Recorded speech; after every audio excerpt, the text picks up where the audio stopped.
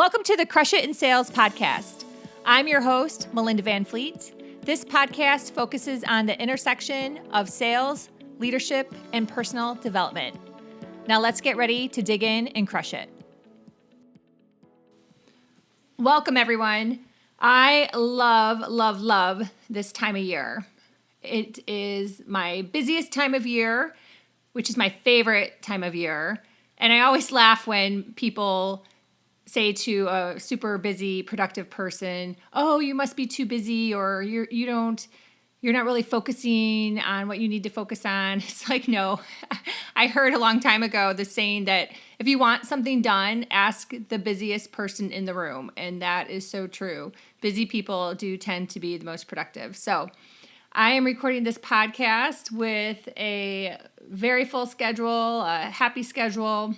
And in thinking about that, there's a topic that not too many people talk about, and it's something that I have been firm on for all my years as a sales rep, and I'm so grateful that I started doing this practice in the beginning, and I've never stopped.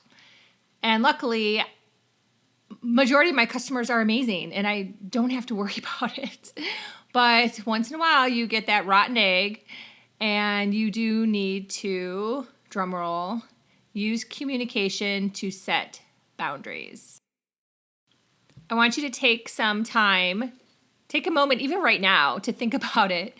I am quite sure you have someone, whether you are a sales rep and this is someone in your account list, your database, or you are a leader and there's someone on your team or in your personal life, a friend, a family member, a neighbor, but there's someone that you need to work on setting your boundaries with.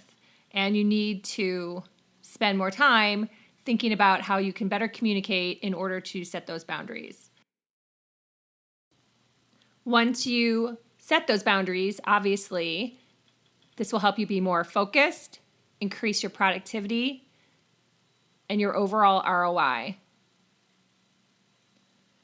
When you work on setting the boundaries and having the communication, you need to make sure you are clear, you are firm, and you are fair. So what does this look like? I'm going to give you an example that I kind of recently went through. It ended up with a super happy ending a week or so ago, which is why I also wanted to share this story, because I was so happy that I truly stuck with setting my boundaries. So here we go. I had a new customer that started working with me and buying one of my products, probably 2.5 years ago. This customer, her location is nowhere near where I lived. So let's lay that out there right now. Number one. Number two, her orders were never very big. Number three, always challenging any of my suggestions, which to me, being that I've been doing this for so long and with a full and genuine heart, only want people to be successful. I only want the customer to be successful. I only want the vendor to be successful. And I only obviously then want myself to be successful. I would never suggest products that are not going to be good for them. So to constantly be challenging a sales rep when they're trying to help you and they have great guidance and they're not trying to just oversell you. I mean, there are some stories I hear out there on the road about reps that recommend the wrong things intentionally just to build up their sales orders, but I have never done that. It does not serve anyone. And then to boot, her communication skills were terrible. Lack of follow-up, a lot of chasing, whether it was email, phone call, texting. Never can seem to get it together, never can seem to schedule a good appointment. Just a lot of chasing, which is a lot of time suck. Let's be honest. Time suck. For, at the end of the day, a very small order. So when I look at the overall picture in the fall, when I was going to go visit her for an appointment, it was really kind of one of those quote unquote come to Jesus moments. And I asked her for an appointment. She couldn't schedule it. It didn't work for her. And then I tried to work with her remotely, which didn't work out. Again, same behavior as before. Exact same behavior. So you see there's a pattern. So I recognized that there was this pattern. I gave it a lot of effort over time, but this pattern just kept repeating itself. Mm-hmm. I even touched base with other fellow reps, which is a really great thing to do. I talked about that in building your sales pipeline. That is so great to have other sales reps that you can go to and ask their opinion, ask their advice. So I always touch base with another rep or two to find out if that customer, if they're having the same experiences as I am. And wouldn't you know, it always has turned out to be, yes, they are having the same experience. So then also too, you know, it's not you. So I had a very clear conversation with this customer in the fall about working better together and expectations and just really trying to build their business. And she just didn't want to change. She flat out said she had no desire to change. So I walked away. Wouldn't you know, just a few short months later, a much better customer crossed my path.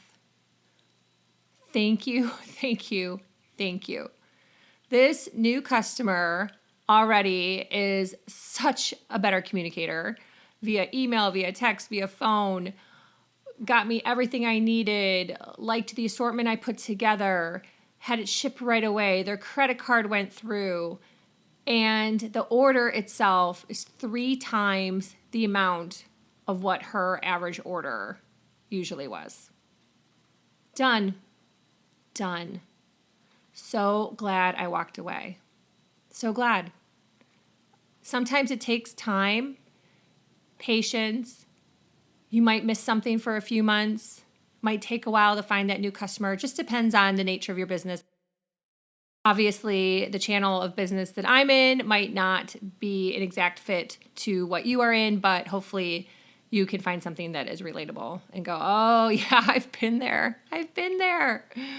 And sometimes, like I said, it just takes some time. But I'm so happy I stuck to my boundaries. I'm just so happy. And it's a good thing for the company too. It's a great thing for the company, and it's a great thing for this new customer. So it's a win-win any which way you look at it. Another thing to think about is if you keep going after these tire kicker customers, these people that dump on you, these poor communicators, the ones that don't have great ROI, it comes off as desperate energy.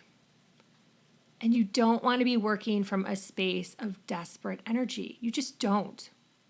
And if you want to hear more on those type of topics, definitely check out my other podcast, The Good Karma Success Coach, where I dive more into things like energy. But I just want to lay it out there in this podcast as well. You don't want to be coming from a place of desperate energy. You want to see yourself as a successful salesperson, leader, team member, family member, husband, wife, whatever you wish. You want to see yourself as that successful person, not as the person who's trying to just get by and deal with people that just aren't going to respect them, that just are never going to change. So if you've done your part in communicating, you've been clear, you've been firm, you've had honest and truthful conversations about expectations and how best to work together and what you're really trying for. You're trying to build their business. You're trying to help them. You're trying to help them grow. You're trying to help your company that you're working for, whether it's your own company or someone else's that you're working for and representing. You're trying to be helpful. But sometimes that person just is not going to change. It could be their own ego. It could be their own insecurities. It could be that they just don't get it Who knows why? And I honestly try not to spend too much time or energy thinking about that either, because it's not worth it. If they're not going to change, they're just not going to change, and you do have to move on. But I'm consistently amazed at how often this just comes to fruition. It comes to fruition that I was so glad that I walked away from somebody and I set my boundaries. And the last point that I want you to remember is this, and that is, if you've done all of this and you've communicated and they still don't change, it's not about you. It's about them. And it is so good that you moved on because you were right. And you can learn from that and draw strength from that and build more courage to keep going. And the more courageous you are and the more brave you are in your business, in your communications, and your life, the more great opportunities and success will come your way. Thank you for listening.